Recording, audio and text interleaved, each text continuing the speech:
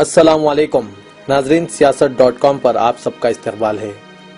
اگر کوئی جوان لڑکی اپنے ہاتھ کسی غیر نوجوان کے ہاتھوں میں تھما دے اور وہ کافی دیر تک اس کے ہاتھوں کو اپنے ہاتھوں میں لیے اس پر نقش و نگاری کرتا رہے اور پھر ہاتھوں پر نقش نگاری کے بعد اس غیر مرد کے پیروں پر اپنی انگلیوں کو پھیرتے ہوئے اسے بھی اپنے فن سے رنگین کر دیں، تو اس منظر کو دیکھنے والے مرد و خواتین یہی کہیں گے کہ یہ صرف اور صرف بے حیائی اور بے شرمی کے سوا کچھ نہیں۔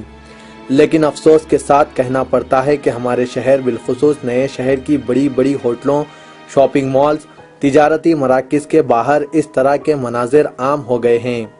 فیشن پرستی کا شکار لڑکیاں اور دین سے دوری کی بیماری میں مبتلا ان کے والدین کے باعث سال بہ سال یہ رواج تیزی سے فروغ پا رہا ہے۔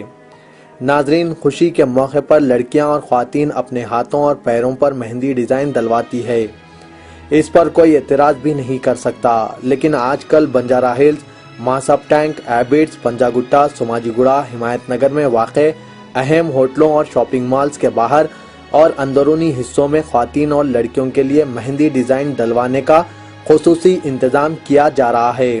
اس سلسلے میں دوسری ریاستوں سے تعلق رکھنے والے غیر مسلم نوجوانوں کی خدمات حاصل کی جا رہی ہے، جو مہندی ڈیزائننگ میں اتنے ماہر ہیں کہ ہماری دختران ملت بڑی خواہشوں اور ارمانوں کے ساتھ ان کے ہاتھوں میں ہاتھ دیے مہندی ڈلوانے میں ایک دوسرے سے سبقت حاصل کر رہی ہے۔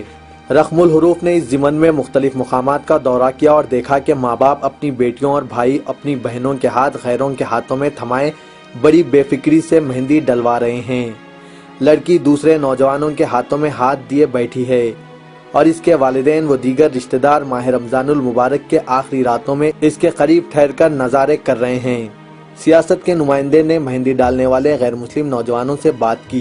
ان لوگوں نے بتایا کہ کچھ سال سے وہ خاص طور پر حیدرآباد آ رہے ہیں اور چاند رات کو تو ان کی چاندی ہی چاندی ہے۔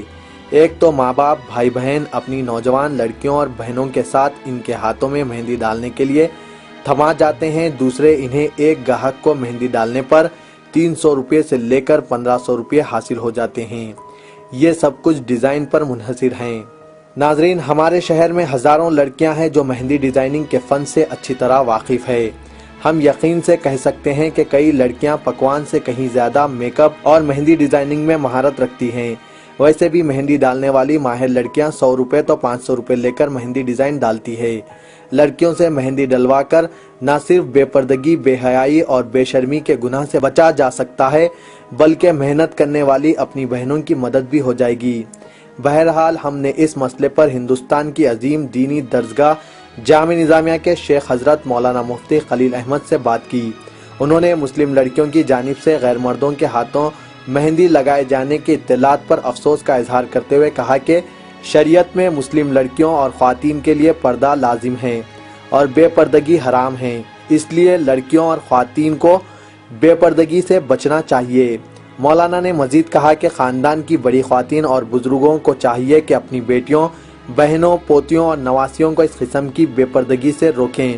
غیر مردوں سے مہندی ڈلوانے کے بجائے گھروں میں ہی لڑکیوں یا خواتین سے مہندی ڈلوائیں۔ اگر کوئی لڑکی یا خاتون غیر مردوں سے مہندی ڈلواتی ہے تو یہ بہت بڑا گناہ ہے اور عذاب الہی کو دعوت دینے کے برابر ہے۔